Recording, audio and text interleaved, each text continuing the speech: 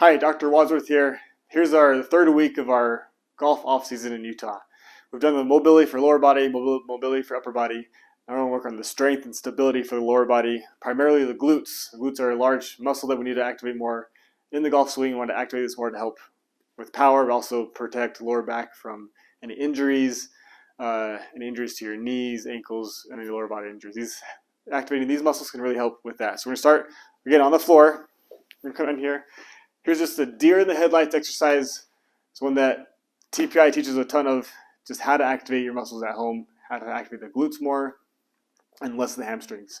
We're going to lay on your back just like this. What Aaron's going to do is what you're going to do, you're going to imagine just popping your hip up by activating your glutes, right glute, left glute, just one at a time, and both together. Do it randomly. Just try to pop hip up one at a time, okay? Go a little bit slower so we can see in the camera. There. Okay. Yep. Just imagine just laying down, you're just popping this up. This way, it's a little bit easier with the legs straight. If it's finding a little bit harder time, a little assistance you can have is use your fingers. I like to use my fingers and just push into your glutes, like your back pockets area. Just push into those muscles and then try to activate those muscles right underneath your fingers. With your fingers pushing in, that sends a signal to your brain to say, these are the muscles I want to activate. Now activate those muscles. It's a little bit assistance just to help with the process of doing it. It's not going to strengthen anything, but it's going to help this system of trying to activate these muscles a little bit better than what they have been, more efficiently. Okay. Get that feeling. Best is do it randomly, so right side, left side together, and randomly in different orders for a certain amount of time. I'd go 30 seconds to a minute. Do legs straight, and now try, Aaron, bring your feet up, bend your knees, and go in this position. This makes it a little bit harder, but progression that we want to work for. Then do the same thing. Just imagine activating the glutes together, separately. Again, if you need help to get that same feeling that you feel, use your fingers and just activate those there, okay? Feel pretty good? Okay, so this is the one that does take time, so don't get frustrated if you can't do it right away. It takes several weeks to really get the feeling of actually doing this consistently and feeling really good about it, okay? After this, then I move into this glute bridge. So now when you do glute bridge, lift up, good, back down. A couple cues that I like to help activate the glutes a little bit more. What Aaron's going to do, you're going to press your back into my fingers, and now press your hips up just about here. Feels a little bit more glutes in that position, right? With pressing your back down, that activates the glutes a little bit more. And up, good, back down, up, good. So we go both bilateral or both legs, glute bridge. Then we can progress to a unilateral one. The way that I like to do this is you grab a tennis ball or lacrosse ball. You're going to pinch it in your hip flexor. You're going to hold here. Now you're going to lift up with that right leg. Back up, back down. Again, push your back into the floor, press up. And just like going back to that first feeling of activating the glutes, try to get that same feeling on the left side. Less activation in the hamstrings. Pretty much want these to be not feeling a whole lot of activity here, but more on that glute, back pocket area. And then you can switch sides.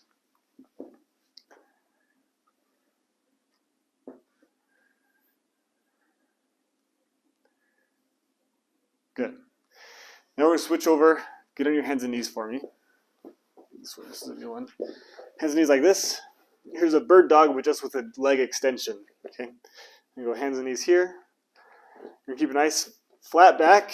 Imagine you have a ball here. You're not going to let it fall. But you can go here. And same thing. So activate this glute and extend this foot out. You go like here.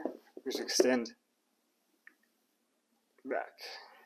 And just try to use feel a glute to lift up that leg more in the hamstring. Okay. Do the other side, you go back and forth. Good. So we got hip extension here, activating the glute there. After done with the floor exercises, we like to get up on our hands and knees, or from our hands and knees to standing. So you're going to get to a standing position. Here's a kettlebell deadlift where you're using your hips to move up and down to pick up this weight. I got on a little lift here to start. What Aaron's going to do is going to stand over this, straddle the kettlebell. So the bars of this, the horns of this, are splitting your feet right down the middle, okay? So go there. Perfect, okay, so you're gonna stand nice and tall.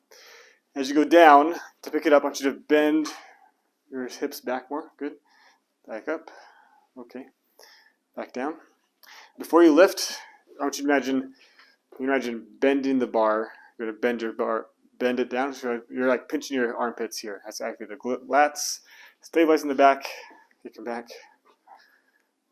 Push up. Do more hip hinge there. Good. Come back up here. Less bend in the knees now. More moving back. Okay. Back up. Okay. Back up. You come around this way and get some views this way, Aaron. Or Daniel, sorry, this. I have Aaron facing the wrong way. So now as you go down, come up in here. As you go down, I want you to imagine pulling the weight behind you, and almost like dropping it off. Weight, there you go. Come back in. So the more we pull that weight behind us, that's going to activate more lats and stabilize that back. Good. Okay, so here's this kettlebell deadlift. Good way to help activate the glutes. As you come up, you're going to feel, when you come up again, feel those glutes fire, moving your hips forwards. Okay. Okay, so we just did the kettlebell deadlift, both legs, unilateral. So now it's a single leg RDL, or just a single leg deadlift. We're going to go to one leg. What I like to do is grab a large pull. You can grab a golf club, or sounds like a large foam roller. What you're going to do, use this right hand, right foot. You're going to just pinch the club between your foot and your hand, and that's going to activate some core. Must help stabilize everything as you do this. Now, as you're going to do, if you need, first off, you need balance help. You can get to a wall and stabilize yourself with the wall with the other hand, just to help get some balance. Okay. But you're going to pinch that club just slightly, and then you're going to move the right foot back some, and bend back, and keep this nice, good form between your body and leg. Then, as you come up, you're going to activate this left glute to help feel that muscle on that left side, the left glute, to help bring yourself up more and to stabilize yourself. Okay. So I like this one to help activate that glute as well. It's a great one to do before rounds to activate the glutes more. You got a club anywhere you are when you're on the range or on the golf course. So do this side, switch over to the other side. And you try to let your leg and upper body move all in one movement. Try to keep that balance. And only go as far as you feel comfortable, okay? If you need help, hand to the wall. Eventually you'll get to moving further down. The key part is that you're just feeling that glute on the leg that's down, activating to lower yourself in that position and then come back up. So this hip, keep that hip flat for me. It's kind of raising up a bit. There you go, right there. Good. Do it again. Good. Okay. Okay, so this next one is a landmine squat to lift, or hip hinge to lift. If you have a landmine press, it's great. If not, you can use a different band or some other weight. But this is going to incorporate a lot of things we've already done in the past couple weeks. Okay, so we're going to get down. The first move is like a kettlebell deadlift or a squat. So we'll start the hinge first. We'll deadlift first, and then you can transition to a squat later. Do different exercises that way. You can hold that left hand, and as he's going to come up, you're going to lift up. You're going to rotate this hand to the other side, and you're going to press up this way. And rotating, as you come up, I want you to lift, rotate into this foot. So rotate this foot more this way. So push up that way. There you go. Okay. Come back down. So as you do this, so do squat again. So you're going to lift up, bend up there, and press up. Okay. So with this, we're using this right glute to fire forwards. Really firing that right glute rotation forwards, getting into the left hip internal rotation, or rotating into that left hip, which we did a couple weeks ago. And then there's upper body strength and stability that we've done the past couple weeks. So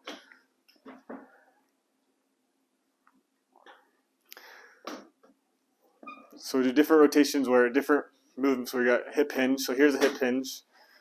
So there you go. So here's hip hinge. Yep, up. And you go more squat. So squatting is more bending the knees, and more straight up. Screw back down. There's a hip hinge. And then do more of a squat where you're going to go more. There you go. Yep.